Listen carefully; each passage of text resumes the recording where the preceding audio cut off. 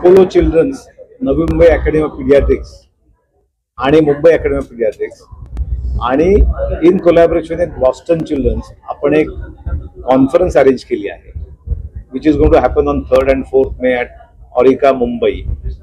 आणि त्या अनुषंगाने आपण 2 अकॅडमिक वर्कशॉप्स पण घेतोय अपोलो हॉस्पिटल, अपोलो चिल्ड्रन्समध्ये, आणि पालकांसाठी आणि कम्युनिटीसाठी त्या अनुषंगाने एक प्रोग्राम आयोजित केलेला आहे आज संध्याकाळी. नर्चरिंग किड्स, बचपन त्याचं नाव ठेवलं आहे. आणि डॉक्टर एक विचारू का, दॅट इज द थीम. म्हणजे तिथे आपण पालकांचे वेगवेगळे इश्यूज ॲड्रेस करणार आहोत. आज बऱ्याच समस्या असतात मुलांच्या जडण आणि घडणामध्ये, जसं त्यांची वाढ, त्यांचं संगोपन, लसीकरण, त्यांचं न्यूट्रिशन, त्यांनी किती खेळावं, किती झोपावं, आणि मोठ्या मुलांच्या वेगळ्या समस्या जसं ॲडिक्शन, सिगरेट स्मोकिंग, मादक द्रव्य, वेगवेगळे बरेच प्रकारे, शाळेतला तणाव, अभ्यासाचा तणाव, या सगळ्यांबद्दल जे पालकांच्या मनात वेगवेगळे प्रश्न आज त्यांनी भांबवून सोडले त्यांना, त्याच्याबद्दल आपण चर्चा करणं. कारण हा कार्यक्रम ओपन आहे सगळ्या पालकांसाठी. आम्ही याची पब्लिसिटी केली आहे शाळांमधनं आणि आमच्या क्लिनिक्समधनं आणि आमच्या वेगवेगळ्या व्हॉट्सअप ग्रुपमधून सगळ्यांना पालकांना आव्हान केलं की सगळ्यांनी या तिकडे आणि आपल्या प्रश्नाचं निर्मूलन करून घ्या, त्याचं उत्तर आम्ही द्यायचा प्रयत्न करू. आणि हा बदल एका दिवसात घडणार नाहीये, परंतु पालकांना आता पालक पण जागरूक झाले आहेत. त्यांना लक्षात आलंय की बरेच ॲडिक्शनच्या आहारी मुलं जात आहेत. So they also want to come out of it. उनको भी एक जरूरी है, उनको अच्छे मार्गदर्शन की जरूरी है. तो इस हिसाब से हमने कहा कि हम एक ये राउंड द ईयर एक्टिविटी चलते रहती है, लेकिन on the eve of the conference we thought let us do it with in a big way. आणि if we get a good response of parents, आम्ही नवी मुंबईच्या प्रत्येक नोडमध्ये हा कार्यक्रम राबवणार आणि अपोलो चिल्ड्रन्सचा याला पूर्ण पाठिंबा आहे. हा फक्त 2-3 तासाचा कार्यक्रम आहे आणि वेगवेगळ्या वयातल्या मुलांसाठी. आम्ही पहिला सेशन जो ठेवलाय 5-6 वर्षाच्या खालच्या मुलांच्या पालकांसाठी आहे आणि पुढचा सेशन ॲडोलसंट त्यांच्यासाठी आहे. आणि ओपन चर्चासत्र आहे. पालकांना ज्या ज्या समस्या आहेत त्या त्यांनी विचाराव्या आणि अर्थात मुलांच्या नर्चरिंग किड्स हे त्याचं एक स्वरूप आहे. त्या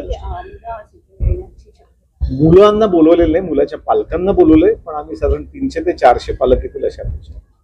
तर तुम्ही सांगताय मोबाईल हा एक it became a new norm during Covid, परंतु पोस्ट कोविड आता आपण परत पूर्ववत यायच्या म्हणजे रुळावर गाडी येत चाललेली आहे. आणि काही ठराविक गोष्टी असतात ज्या मोबाईलवरून कम्युनिकेशन केलं जातं, पण कुठल्याच शिक्षकाचं, कुठल्याच डॉक्टरचं असं म्हणणं असतं की मोबाईल वाचून किंवा स्क्रीनवरून तुम्ही अभ्यास करा. आणि आमचे वेगवेगळे त्याला मार्गदर्शन आहे, वेगवेगळ्या गाईडलाईन्स अवेलेबल आहेत. आणि डॉक्टर गावडी म्हणाले त्याप्रमाणे आम्ही जन्माला आल्यापासूनच मुलांना आम्ही पालकांना सांगायचा प्रयत्न करतो की स्क्रीन टाइम लिमिटेड ठेवला पाहिजे. आणि नाना तऱ्हेच्या समस्या त्याच्यामुळे उद्भवलेल्या आहेत.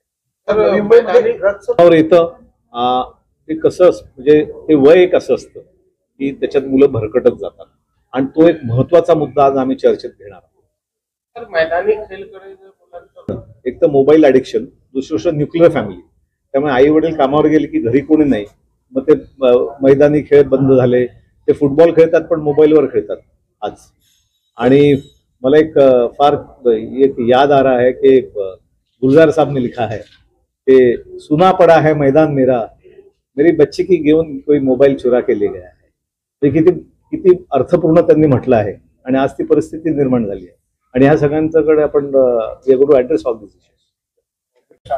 I'm Dr. Sarah Fleet. I'm a pediatric gastroenterologist and a physician nutrition specialist at Boston Children's.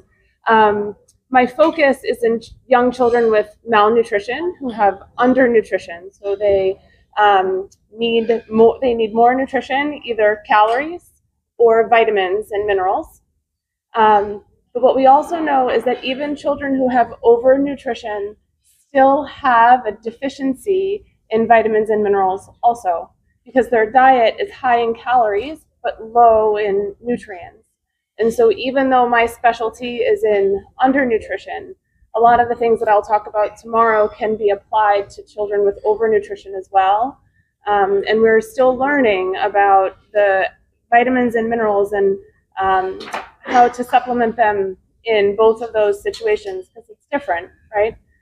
For young children who need more calories, we can do it all together. But in children who have overnutrition, we need to reduce calories but increase nutrients with different foods. Right? Hi, I am Dr. Ana Pinto. I am a child neurologist. And as a child neurologist, my main specialty is epilepsy.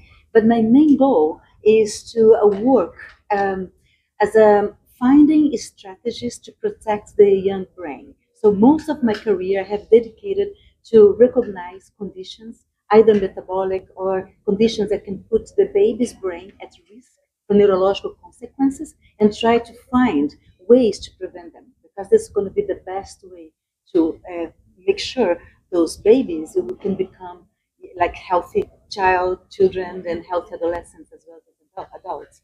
I have been dedicating my career to health, either in general situations that we can prevent, as well as in rare disease. So tomorrow I will be talking about some things that will be helping providers to identify babies at risk and to help them to become